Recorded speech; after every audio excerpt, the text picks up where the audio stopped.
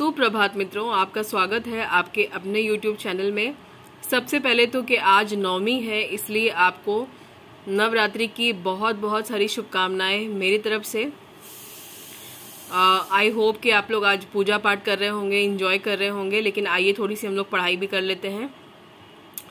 तो आप जैसा कि देख रहे होंगे कि रेगुलर जो मैं वीडियो डाल रही हूँ, आई एम सॉरी रेगुलर तो नहीं डाल रही हूँ, लेकिन जब भी डाल रही हूँ उसमें हम मुस्लिम लॉ की पढ़ाई कर रहे हैं। और अभी तक में हमने जो वैलिड और इसके पहले वाले वीडियो में हमने जो देखा वैलिड मैरिज और सही मैरिज, आज हम देखने वाले हैं अनियमित यानी फासिद विवाह यानी इर्रेगुलर और फासिद मैरिज।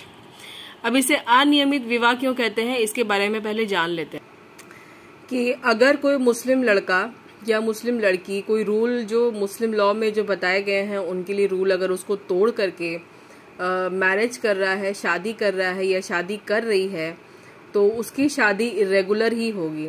लेकिन जैसे ही वो रूल्स वापस फॉलो कर लेता है वैसे ही वो शादी रेगुलर हो जाती है। एग्जाम्पल अगर हम लें, कोई लड़का जो कि मुसलमान है और वो किसी गैर मुस्लिम लड़की से शादी करता है, मान लेते हैं हिंदू से, तो उसकी शादी तब तक इर्रेगुलर मानी जाएगी जब तक कि वो लड़की उसका जो रिलीजन है यानी इस्लाम धर्म में अपने आप को कन्वर्ट ना कर ले।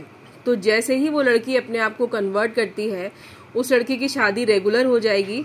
लेकिन जब तक उसकी शादी रेगुलर नहीं रहेगी जब तक कि वो लड़की अपने आप को कन्वर्ट नहीं करती है, यानी कि उस लड़की की जो मैरिज है वो फासिद रहेगी या फिर इर्रेगुलर ही कहलाएगी।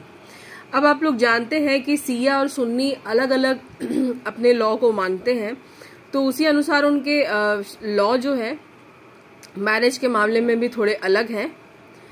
वो मैं आपको दिखाती हूँ कि शिया विधि क्या समझती है और सुन्नी विधि क्या समझती है। तो शिया लोग क्या सोचते हैं इरेगुलर और फासिद मैरिज के बारे में, पहले हम वो देख लेते हैं। ये देखिए आपके सामने स्क्रीन पे है, मैंने लिखा है कि शिया विधि के अंतर्गत में विवाह या तो वैध होता है या शून्य होता है। या तो वो लोग मानते हैं कि आपकी शादी या तो वैलिड है या वॉइड है, यानी कि अगर कोई शिया मुस्लिम है और वो कोई गैर मुस्लिम लड़की से शादी कर रहा है तो उसकी शादी वहां पर वॉइड ही रहेगी। और अगर वो किसी मुस्लिम लड़की से शादी कर रहा है तो उसकी शादी वैलिड होगी। यहाँ पे इरेगुलर जैसा कोई सिस्टम नहीं है, यानी शिया विधि अनियमित विवाह को मान्यता प्रदान नहीं करती है। अब हम जब बार बार चर्चा कर रहे हैं इरेगुलर मैरिज की, तो वो होता क्या है उसकी भी परिभाषा मैंने यहाँ लिखी है।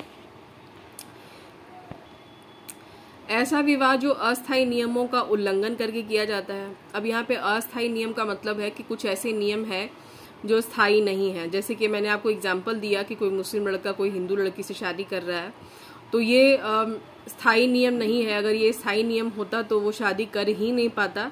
यहाँ पर उसे थोड़ी सी छूट मिली है कि वो लड़की का अगर कन्वर्जन करवा देता है और उसके बाद वो मुसलमान बन जाती है तो वहाँ पर उसकी शादी रेगुलर हो जाएगी। तो ये कोई स्थायी नियम नहीं है, अस्थायी नियम है। लेकिन फिर भी अगर वो उसका उल्लंघन करके शादी कर रहा है तो वहाँ पर उसकी शादी अनियमित मानी जाएगी जब तक कि वो कंडीशन पूरी नहीं होती, मतलब लड़की अपने आप को कन्वर्ट नहीं करती। सेम प्रोसेस वही लड़की वाले में भी है कि अगर कोई मुस्लिम लड़की किसी हिंदू लड़के से या फिर किसी गैर मुस्लिम लड़के से शादी करती है और जब तक उस लड़के का कन्वर्जन नहीं होता है, आपको ऐसा ना लगे कि मैं सिर्फ हिंदू लड़की पर फोकस कर रही हूँ, मतलब कोई भी गैर मुस्लिम लड़का अगर किसी मुस्लिम लड़की शादी करता है तो उसके साथ में भी यही कंडीशन है कि उसको भी अपने आप को इस्लाम में कन्वर्ट करना होगा, तभी उसकी शादी रेगुलर मानी जाएगी according to his personal law. क्योंकि आप जानते हैं कि इंडिया में जो लॉ है वो हिंदुओं का अलग है और मुसलमानों का अलग है और वही लॉ उन पर एप्लीकेबल है। तो ये मैंने आपको बताया कि शिया विधि क्या समझती है इरेगुलर मैरिज के बारे में और इरेगुलर मैरिज होती क्या है, ये सब आप लिख लीजिएगा और कोई दिक्कत हो तो मुझसे पूछिएगा। चलिए अब हम चलते हैं सुन्नी लॉ क्या समझता है उसके बारे में देखने के लिए। तो यहाँ पर अब हम लोग थोड़ा सा फोकस करेंगे सुन्नी लॉ के अनुसार इरेगुलर मैरिज और फासिद विवाह क्या होता है। तो सबसे पहले बिना गवाहों की जो शादी होती है सुन्नी लॉ में, वहां पर जो शादी है वो इरेगुलर रहेगी। लेकिन जैसे ही आप गवाह की मौजूदगी लाते हैं वैसे ही शादी रेगुलर हो जाएगी। जैसे आपको पता होगा 2 औरत और 1 मर्द की आवश्यकता होती है, यानी 1 पुरुष और 2 महिला की आवश्यकता होती है। अभी यहाँ पे हम शिया लॉ की बात नहीं कर रहे हैं, वहां पे गवाहों की आवश्यकता ही नहीं है आपको शादी के लिए, अगर आप देखेंगे बुक में।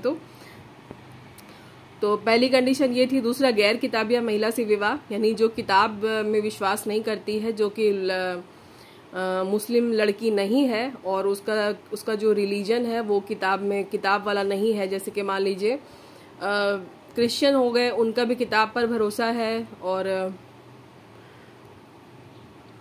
यहूदी हो गए, ईरानी लोग हो गए, ये लोग सारे जो हैं ये किताबिया कहलाएंगे। तो यहाँ पर वो मुस्लिम जो पुरुष है वो ऐसी महिला से शादी कर सकता है जो किताबिया है। लेकिन अगर वो गैर किताबिया लड़की से शादी करता है तो उसकी शादी इरेगुलर मानी जाएगी। लेकिन जैसे ही मैंने बताया ना, वो लड़की अपने आप को कन्वर्ट कर लेगी, उसकी शादी यहाँ पे मुस्लिम लॉ के अनुसार यानी शरीयत के अनुसार लीगल हो जाएगी, और यहाँ पर जो है अनियमित और फासिद नहीं रहेगी। लेकिन जैसे ही वो कन्वर्ट करेगी, कन्वर्ट करना बहुत ही मैंडेटरी कंडीशन है इन लोगों में, या फिर कहा जाए तो मुस्लिम लॉ में। 5वीं महिला से विवाह। सबसे पहली बात तो ये है कि 4 शादी जब बिल्कुल अलाउड है और वैलिड है, तो आप एक बार में एक मुस्लिम पुरुष 4 औरत से ज़्यादा अपने पास नहीं रख सकता। तो जैसे ही वो 5वीं महिला को रखता है, उसकी शादी इरेगुलर कहलाएगी उस 5वीं महिला से। लेकिन अगर वो उन 4 में से किसी एक को तलाक दे देता है, तो यहाँ पे जो 5वीं महिला हो जाएगी वो रेगुलर हो जाएगी। लेकिन जब तक आपके पास में किसी मुस्लिम पुरुष के पास में 4 महिला है निकाह में, तो वो 5वीं को नहीं रख सकता है, और अगर रखता है तो उसकी शादी यहाँ पर इरेगुलर यानी फासिद रहेगी। उसके बाद है, जो महिला इद्दत फॉलो कर रही है, इद्दत पीरियड का पालन कर रही है, चाहे वो निकाह टूटने से यानी कि तलाक से कर रही है, या फिर उसके हस्बैंड की डेथ हो गई है इसलिए वो इद्दत में है, चाहे जो कंडीशन हो, तो जो इद्दत को फॉलो कर रही है उस महिला से शादी नहीं हो सकती। उस महिला से अगर शादी होती है तो आपकी शादी अनियमित और फासिद हो जाएगी। लेकिन जैसे ही वो अपनी इद्दत पीरियड फॉलो कर लेती है, आपकी शादी रेगुलर हो जाएगी और फासिद नहीं रहेगी। लास्ट कंडीशन, 2 बहनों से एक साथ कोई भी मुस्लिम पुरुष शादी नहीं कर सकता, यानी अपनी वाइफ से तो उसने शादी की ही की, उसके बाद अगर वो उसी समय दौरान अपनी साली से भी शादी कर ले रहा है तो ये उसकी शादी साली वाली जो है रेगुलर रहेगी। लेकिन जैसे ही वो अपनी पहली वाइफ को तलाक दे देगा तो उसकी जो साली वाली शादी है वो रेगुलर हो जाएगी। तो यहाँ पर हमने देखे इरेगुलर और फासिद मैरिज होती क्या है, और हमने ये भी देखा कि इस मामले में शिया लॉ क्या कहता है, और हमने ये भी देखा कि अनियमित विवाह होता क्या है। अभी तो आपको पता नहीं दिख रहा है कि नहीं, हाँ दिख ही रहा है, लेकिन आप वीडियो को थोड़ा सा पीछे जाके देखेंगे तो आपको साफ दिख जाएगा। और वैसे यहाँ पे हमने देखा सुन्नी विधि के अनुसार अनियमित और फासिद मैरिज क्या होती है, उसकी क्या कंडीशंस है, वो आपके सामने है। नेक्स्ट वीडियो में हम इरेगुलर और फासिद मैरिज के क्या परिणाम होते हैं, यानी क्या इफेक्ट्स होते हैं, वो देखेंगे। तब तक के लिए आप लोग इसको अच्छे से सुनिएगा वीडियो को। ये प्री और मेंस दोनों के हिसाब से वीडियो तैयार किया जा रहा है, तो पढ़ाई जारी रखिएगा और इसको नोट कर लीजिएगा। अगर आप लॉन्ग नोट्स बना रहे हैं तो ये आपके बहुत ज़्यादा हेल्पफुल होगा आपके लिए। और